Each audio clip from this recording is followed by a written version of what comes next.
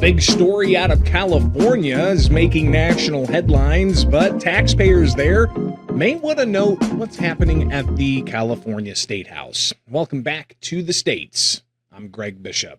California Governor Gavin Newsom has alleged that President Donald Trump and the U.S. Department of Justice are investigating him and his wife without cause. Now, the news came from a Newsom social media post where he alleged the investigation was politically motivated ahead of the 2028 presidential run. Newsom, who's termed out as governor of California, said that he's considering a bid for the White House. But taxpayers in California may want to take note of the budget that's making its way through the California legislature. The Center Square California reporter Madeline Shannon reporting that the Senate Budget Committee Monday approved the latest version of California's spending plan, which greenlights $355.9 billion in spending. Of that, $253 billion is in the state's general fund, according to State Senator John Laird out of Santa Cruz, a Democrat and the chair of the Senate Budget Committee. Approximately $36.5 billion is reserve funding, which will allow the state to responsibly budget for years ahead, Laird said at the onset of that meeting in Sacramento. Our state continues to face some hard choices in this budget, and in making these hard decisions, the legislatures come together and remain faithful to the framework put forth by the Senate, which was that we were committed to responsible budgeting. We maintain the vital programs California depends on. It takes a balanced approach, making targeted reductions and adopting $5 billion in new revenues. Now, the budget approved Monday delays Medi-Cal cuts to July 1st, 2027, which Governor Gavin Newsom proposed. Now, the cuts would affect California residents with unsatisfactory immigration status or those who are illegal immigrants or immigrants who sought asylum in California. It also allocates up to $190 million in forgivable loans to distressed hospitals, and an additional $250 million for public hospitals, among other items, throughout the spending plan. Now, the taxpayer-funded budget also preserves the current number of taxpayer-funded slots for childcare and allocates another funding to increase the number of spots by 22,770 in the coming year. Now, the California budget also provides additional funds for affordable housing and homelessness housing assistance. Republican lawmakers on the committee said that they felt the budget was incomplete. They noted the budget is built on the assumption that taxes would actually go up to fuel the state's high level of spending in the state budget.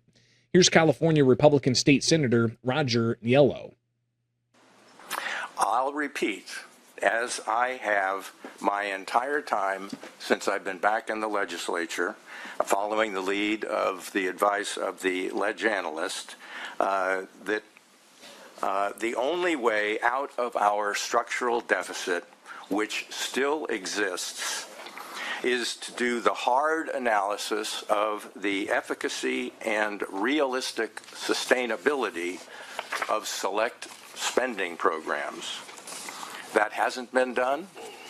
I don't see signs that on a comprehensive basis, as I've suggested, that it will be done. But I know the taxpayers of our state would very much appreciate that.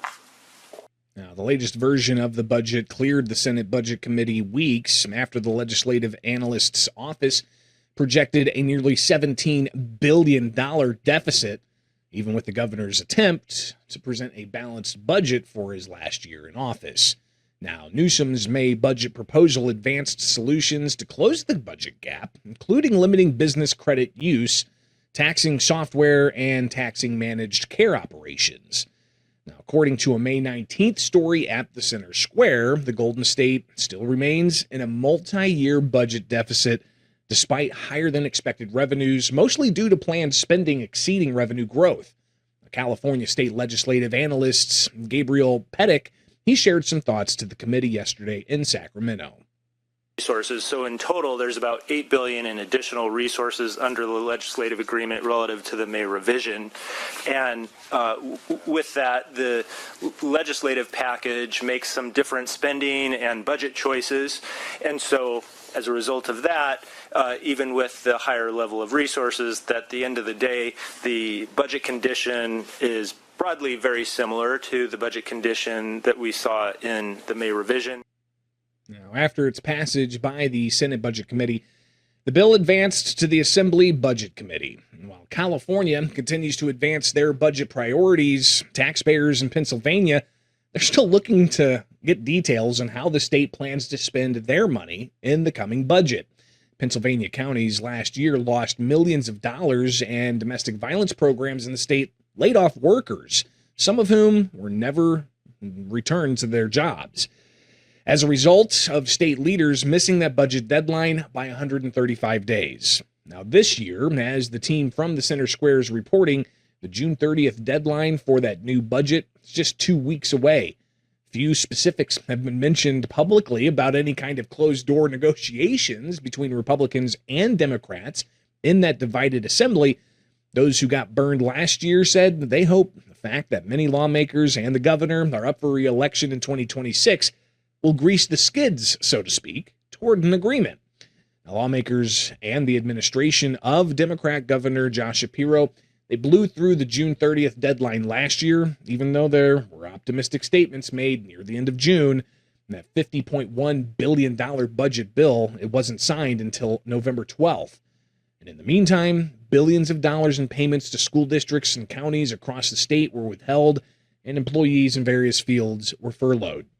Now, one of the biggest challenges budget negotiators face in Pennsylvania is the state's level of annual spending, roughly $5 billion, than what it brings in from the taxpayers. And in Illinois, Governor J.B. Pritzker signing the largest state budget in Illinois history this morning in Chicago. Here's the governor. Thank you all for joining us for the signing of Illinois' 8th consecutive balanced budget. In a year marked by economic uncertainty, rising costs, and unprecedented fiscal challenges created by Donald Trump and the MAGA Congress, Illinois has once again demonstrated that responsible governing and balanced budgets go hand in hand with making life more affordable for working families and investing in the future. This budget lowers costs for everyday Illinoisans. It protects our state's fiscal health, and it continues the economic progress we have worked so hard to build over the last 7.5 years. Now, critics say Illinois' budget continues to spend on growing the government with increased fees and taxes without providing real relief to taxpayers paying the highest property taxes in the nation. Illinois' $55 billion budget year begins July 1st. Be sure to subscribe to our YouTube channel to stay up to date with the latest.